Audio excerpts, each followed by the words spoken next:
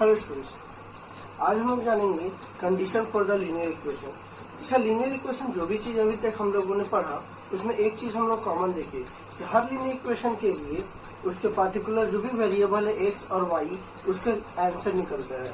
तो एक्स और वाई जिसका आंसर निकलता है उसको बोलते हैं सॉल्यूशन। उस सॉल्यूशन से हम लोग उसको कैसे क्रिएट करेंगे, तो सॉल्यूशन भी एक तरीके का नहीं होता है, सॉल्यूशन भी अलग अलग तरीके का होता है कि किस इक्वेशन के लिए पार्टिकुलर एक सॉल्यूशन निकलेगा, किस इक्वेशन के लिए पार्टिकुलर एक से ज्यादा सॉल्यूशन निकलेगा, और उसी तरीके से उसके लिए कुछ कंडीशन है कि हम लोग उसको सॉल्व करने से पहले ही इस चीज को जान लेंगे। तो हम लोग उसको बोलते हैं condition for the types of solution of linear equation. उसको हम लोग चेक करते हैं, कैसे हम लोग निकालते हैं। इसको चेक करने से पहले हम लोग यहाँ लिखते हैं कि जो लीनियर इक्वेशन होता है उसका टाइप कैसा होता है, लीनियर इक्वेशन का फॉर्म कैसा होता है। लीनियर इक्वेशन का फॉर्म हम लोग को होता है a1x plus b1y plus c1 equal to 0, और दूसरा एक और रहेगा वो बोलेंगे a2x plus b2y plus c2 equal to 0। यहाँ पे एक्स और वाई वेरिएबल होता है, a1, b1 और c1 कांस्टेंट हो गया। इसी तरीके से नीचे a2, b2 और c2 कांस्टेंट हो गया। हम लोग का जो कंडीशन होता है वो चेक करने के लिए होता है। कंडीशन हम लोग यहाँ पहले देखते हैं। फर्स्ट कंडीशन जो होता है वो सिर्फ कॉफिशिएंट लेते हैं हम लोग, वेरिएबल को नहीं लेंगे, सिर्फ कॉफिशिएंट को लेंगे। कॉफिशिएंट मतलब इसके साथ जो भी नंबर जुड़ा है। तो देखिए एक्स के साथ यहाँ पे a1, बाई इस x के साथ है a2, यहाँ पे y के साथ है b1 और यहाँ y के साथ है b2। पहला कंडीशन बोलता है कि अगर x के कोएफिशिएंट का रेशियो और y के कोएफिशिएंट का रेशियो इक्वल नहीं है, a1 by a2 is not equal to b1 by b2, अगर ये कंडीशन आपका किसी भी इक्वेशन के लिए सेटिस्फाई करता है तो इसको बोलते हैं दिस इज द कंडीशन। पहला पार्ट ये कंडीशन होता है आपका यूनिक सॉल्यूशन का, यूनिक सॉल्यूशन। इसी कंडीशन को हम लोग बोलते हैं this is the condition for intersecting line. Intersecting line, intersecting line मतलब कि दो लाइन एक दूसरे को काटेगा, उसको बोलते हैं इंटरसेक्टिंग लाइन। और इसी को हम लोग बोलते हैं, ये कंडीशन है कंसिस्टेंट का, ये कंसिस्टेंट कहलाता है।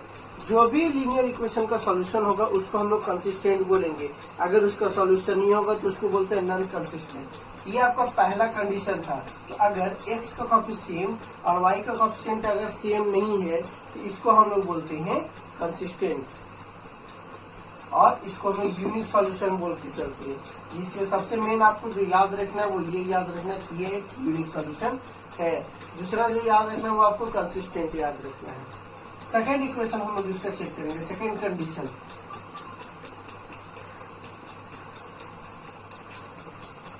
इसका जो सेकेंड कंडीशन आपका होता है वो होता है कि सपोज कि पहला का रेशियो एक्स का रेशियो और वाई का रेशियो आपका इक्वल हो गया। एक्स का कोएफिशिएंट का रेशियो और वाई का कोएफिशिएंट का रेशियो ये दोनों आपका इक्वल हो गया, लेकिन ये जो है वो कांस्टेंट के रेशियो के इक्वल नहीं हुआ। फर्स्ट आपका यहाँ इक्वल हो गया लेकिन दूसरा आपका इक्वल नहीं हुआ। तो इस केस में हम लोग क्या करते हैं, इसको हम लोग बोलते हैं नो सॉल्यूशन। कैसे बोलेंगे, फर्स्ट पार्ट हो गया इसका नो सॉल्यूशन। जैसे उसका यूनिक सॉल्यूशन था उसी तरीके से इसमें इसका कौन सा सॉल्यूशन होगा, नो सॉल्यूशन। नो सॉल्यूशन होने के पीछे का ये इसका रीजन ये है कि पहला कोएफिशिएंट जो है एक्स और वाई वेरिएबल का वो तो इक्वल है, लेकिन कांस्टेंट इक्वल नहीं होने की वजह से ये लाइन पैरेलल चला जाएगा। पैरेलल चला जाएगा जब यहाँ पे ये दोनों लाइन एक दूसरे को काटेगा ही नहीं तो यहाँ इसका सॉल्यूशन निकलेगा नहीं। इसलिए इसका जो दूसरा कंडीशन है इसको बोलते हैं पैरेलल लाइन का कंडीशन, पैरेलल लाइंस। इससे पैरेलल लाइन बनेगा और ये चूंकि इसका कोई सॉल्यूशन नहीं निकलेगा इसीलिए इसको बोलते हैं इनकंसिस्टेंट। जिसका सॉल्यूशन निकलता है उसको कंसिस्टेंट और जिसका नहीं निकलता है उसको इनकंसिस्टेंट।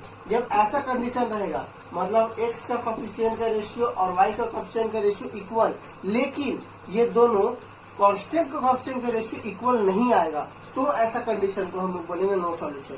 अगर ये तीनों इक्वल आ जाएगा तो क्या करेंगे, बात यहीं पे अब आ गई। इसके लिए भी कंडीशन है, देखते थर्ड कंडीशन हम लोग।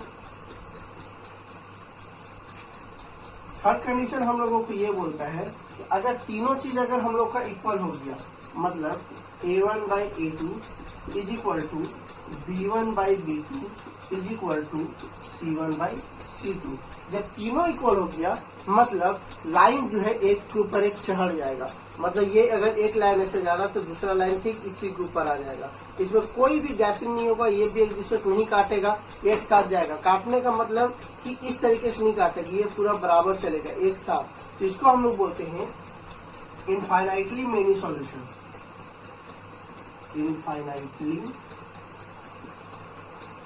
मेनी सॉल्यूशन, इसका बहुत सारा सॉल्यूशन निकलेगा, क्योंकि जब लाइन एक दूसरे के ऊपर चढ़ गया तो सॉल्यूशन पे सॉल्यूशन, हर पॉइंट पे ये लाइन एक दूसरे को काट रहा है, इसीलिए इसका इनफाइनाइटली मेनी सॉल्यूशन।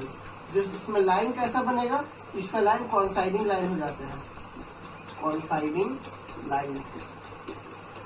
और इसका जो थर्ड पार्ट रहेगा हम लोगों का कॉन्साइडिंग लाइन्स के बाद, इसका जो थर्ड पार्ट हम लोग बोलेंगे ये कंसिस्टेंट है कि इनकंसिस्टेंट, कि इसमें भी सॉल्यूशन निकल रहा है, एक नहीं यहाँ बहुत सारे निकल रहा है, तो डेफिनेटली इट्स अ कंसिस्टेंट। इसके बारे में और भी बेटर वे से अगर आपको कुछ इसके बारे में इसका टेबल आपको नोट डाउन करना है, तो आप इसको टेबल नोट डाउन करने के लिए एनसीईआरटी बुक में आप इसको चेक कर सकते हैं, दिया हुआ है टेबल नंबर 3.4। आप एनसीईआरटी बुक का टेबल नंबर 3.4 जैसे ही देखिएगा उसमें आपको ये कंडीशन के बारे में दिया हुआ है। चलिए इससे रिलेटेड अब हम लोग कुछ क्वेश्चंस को देख लेते हैं कि अगर इससे रिलेटेड क्वेश्चन आएगा तो हम लोग कैसे बनाएंगे। We are having some example questions, we will सी।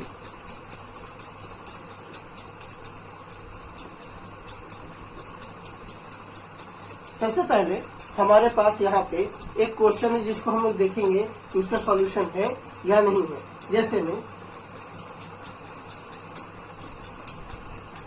हमारे पास है x minus 3y minus 3 equal to 0, x minus 3y minus 3 equal to 0, और दूसरा पार्ट जो है इसका वो है 3x minus 9y minus 2 equal to 0।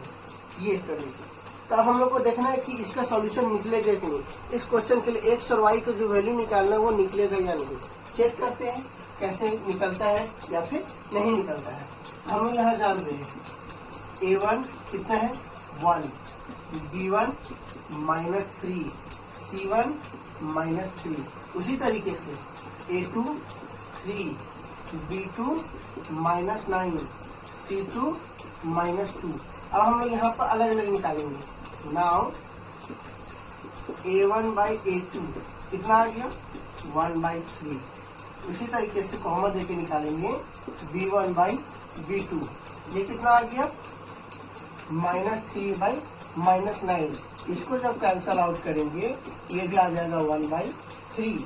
Same वैसे अब निकालेंगे c1/c2। c1/c2 देख रहे हैं -3/-2, माइनस माइनस कट दिया बस गया 3/2। अब देखिए a1/a2 1/3 है, b1/b2 1/3 है, लेकिन c1/c2 3/2 हो गया। ये दोनों इक्वल है, लेकिन ये तीसरा वाला इसके इक्वल में नहीं है। यहाँ पर लिखेंगे since a1/a2 is equal to b1/b2 लेकिन is not equal to c1/c2। ऐसा कंडीशन हम लोग सेकेंड कंडीशन देखे और सेकेंड कंडीशन को बोले थे नो सॉल्यूशन। तो लिखेंगे so it has no solution. इसी वजह से हम लोगों का क्वेश्चन भी एग्जाम में कभी कभी आते रहते हैं, हर बार नहीं, लेकिन शायद ही कभी इसके बेसिस पे एग्जाम में हमारे क्वेश्चन आते हैं। इसके बेसिस पे एक जो हमारा क्वेश्चन है उसको हम सॉल्व करेंगे, जो एनसीईआरटी एक्सरसाइज नंबर 3.5 में है।